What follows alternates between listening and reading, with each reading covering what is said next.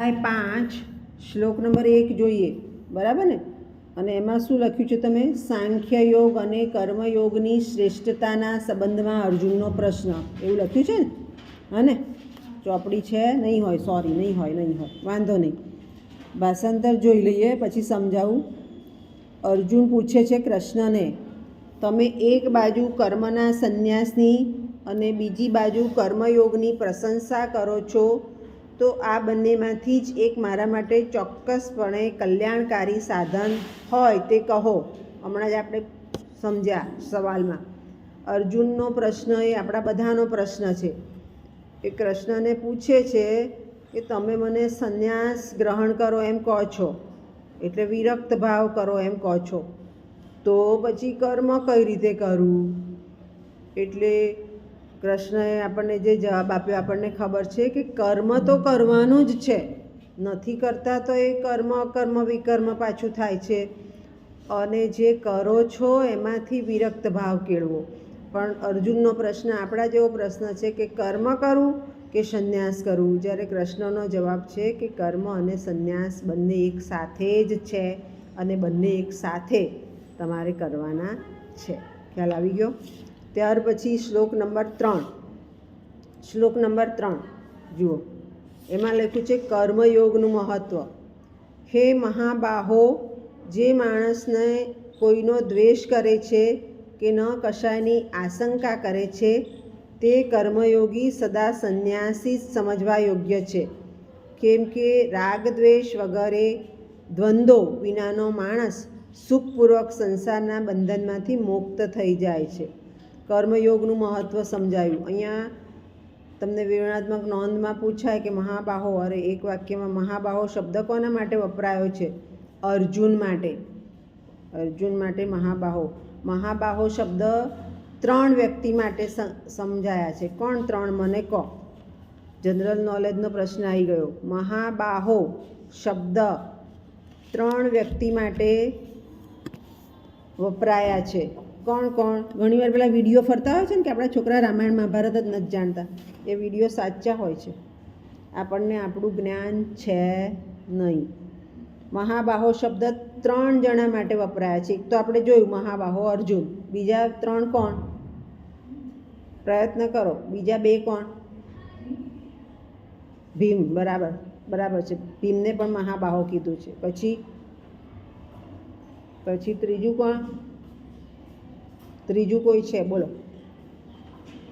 કોણ? બોલો. General knowledge છે આ તો બધું. જનરલ નોલેજના સવાલો છે, મારા ઘરના સવાલો નથી ઊભા થતા. જેટલું તમે ભણો કે જેટલું તમે વાંચો એટલું તમારું નોલેજ વધે જ છે. બલરામ માટે, કૃષ્ણના ભાઈ બલરામ, એને પણ મહાબાહો કહેવાયા છે. બરાબર? અર્જુન, ભીમ અને બલરામ, સોરી, આ 3 મહાબાહો કહેવાયા છે. કેમ? તે શક્તિશાળી હતા યુદ્ધ કરવામાં. અને અહીંયા પણ આપણને અર્જુનને ઉદ્દેશીને જ કહ્યું કૃષ્ણએ કે મહાબાહો. હવે આપણને સમજાવે છે જીવનની વાત, કે જે વ્યક્તિને રાગ દ્વેષ નથી, તો આ જીવન કેવું છે? દ્વંદ્વવાળું. દ્વંદ એટલે શું? 2 સાથે જ આવે. આપણે બધાને આવે 2 સાથે.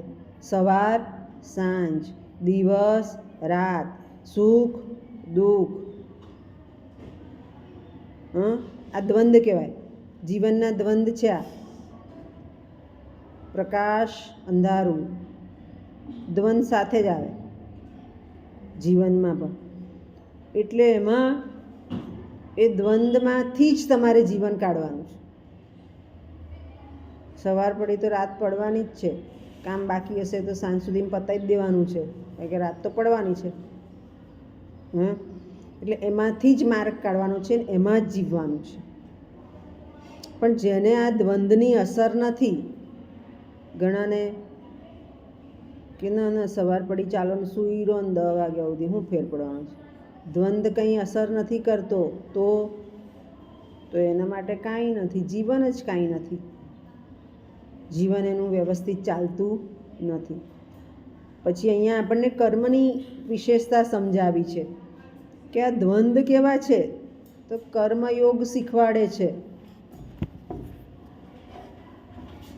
રજા છે તો તમને મધર કલાક વધારે સુવા દે, પણ પછી કંઈ આખો દાડો સુવા દે ના, એટલે કર્મયોગનું મહત્ત્વ છે.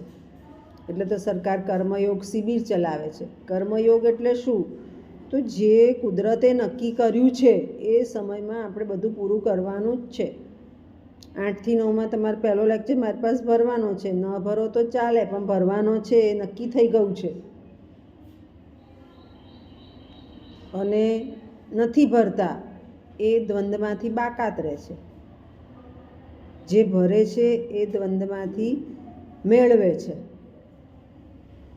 હવે કેટલાક દ્વંદ્વ એવા છે જીવનમાં, દિવસ રાત, તો એમ કે ના રાત નહીં પડે, અંધારું નહીં થાય, એવી તો કલ્પના કરી જ ના શકાય. સુખ છે તો દુઃખ નહીં આવે એવું તો બનવાનું નથી.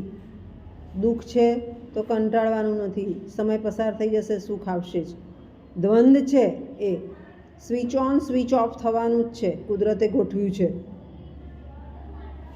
એ દ્વંદ્વની હવે આ જે કુદરતે ગોઠવ્યું છે ને, સ્વિચ ઓન ને સ્વિચ ઓફ, સુખ દુઃખ, દિવસ રાત, પ્રકાશ અંધારું, એ દરેકના જીવનમાં આવે છે. દરેકના જીવનમાં આવે છે. અને એ દ્વંદ્વ જે લાગણી સાથે જોડાય છે, એની જેને અસર થતી નથી, એ સંપૂર્ણપણે કર્મયોગી છે. અને એ કર્મયોગી દરેકે કોઈ દુઃખ આવી ગયું તો રડ્યા જ કરવાનું, બેસી જ રહેવાનું, તો તમે કર્મયોગી બની શકતા નથી.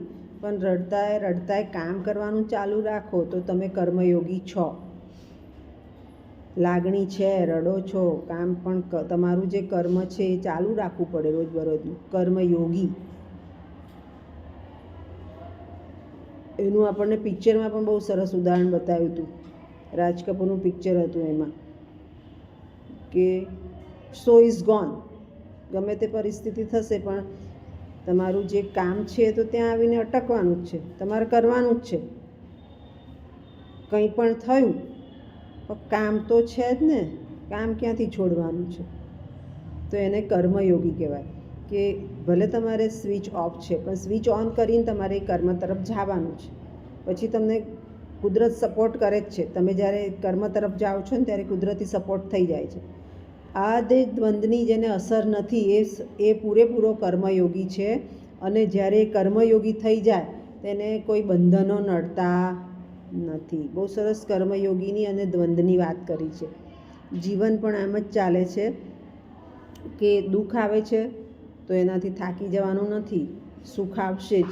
જે રોજબરોજના કાર્ય છે એ કર્યા કરો, ઊભા થઈને સાંત્વન મેળવતા જાઓ, મનને મજબૂત કરતા જાઓ, તો તમે કર્મયોગી થઈ ગયા. કર્મયોગી થઈ ગયા એટલે તમને કોઈ બંધન નડવાનું નથી અને ધીમે ધીમે તમે એમાંથી મુક્ત થતા જશો. આ કર્મયોગી. અને એટલે જ ઘણીવાર આપણે બોર્ડ વાંચીએ છીએ, સરકાર કર્મયોગી શિબિર શીખવાડે છે. કેમ?